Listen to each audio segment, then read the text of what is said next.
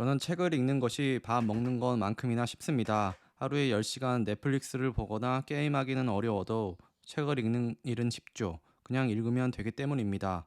물론 책 읽기가 어려운 사람들도 있습니다. 고명한 작가님의 새 책 나는 어떻게 삶의 해답을 찾는가에는 이런 내용이 있습니다. 어렵게 시작해서 쉽게 살 수 있는 최고의 방법이 독서다. 독서는 어렵다. 무엇보다 힘이 든다.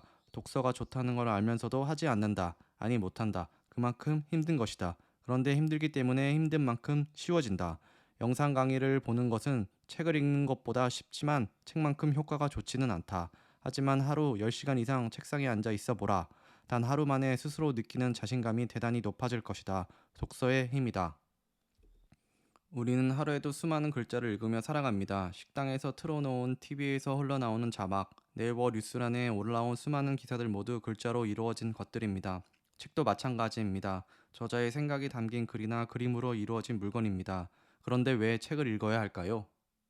나는 어떻게 삶의 해답을 찾는가에서 왜 읽어야 하는지에 대한 좋은 내용이 있어 소개하려고 합니다. 첫째, 책은 세상의 공격으로부터 우리를 방어하는 든든한 무기입니다. 수많은 정보들이 하루에도 수십 번씩 내 머리를 공격합니다. 받아들이기에도 숨이 바쁠 지경입니다. 그 와중에 책을 읽는다는 건 오히려 내가 세상을 공격하는 것입니다. 공격이 최고의 방어라는 말이 있듯이 수많은 정보들에 끌려다니지 않으려면 책을 읽어야 한다고 저자는 말합니다. 대답을 위한 정보들로 가득 찬 내 머릿속을 질문으로 정화시켜야 합니다. 그래야 내가 살고 그래야 내가 끌려다니지 않습니다. 내 삶을 지배하고 싶다면 책을 읽고 자신에게 질문을 던져야 합니다. 둘째, 책을 읽는 이유는 생각하기 위해서입니다. 생각해 보신 적이 있으신가요? 우리는 왜 생각을 하는 걸까요? 저자는 발전하기 위해서라고 합니다. 책을 읽으면 왜 생각을 하게 되는 걸까요? 책이 당신에게 질문을 던지기 때문입니다. 자신에게 던지는 좋은 질문 한 개가 인생을 바꾼다고 합니다. 그 질문을 찾기 위해 우리는 책을 읽어야 합니다. 책이 던지는 질문을 붙잡고 생각을 하면 스스로에게 질문을 만들게 됩니다. 자신에게 질문을 계속 던져놓으면 우리는 언젠가 답을 찾습니다. 셋째, 인간은 생산적인 삶을 살 때 행복합니다. 놀고 소비하며 즐기는 것은 단편적인 행복입니다. 특히 자신의 생산 활동으로 타인을 도와줄 수 있을 때 가장 행복합니다.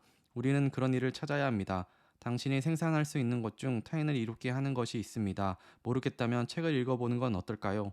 질문을 던졌으니 책이 찾아질 것입니다. 없다면 만들어줄 것입니다.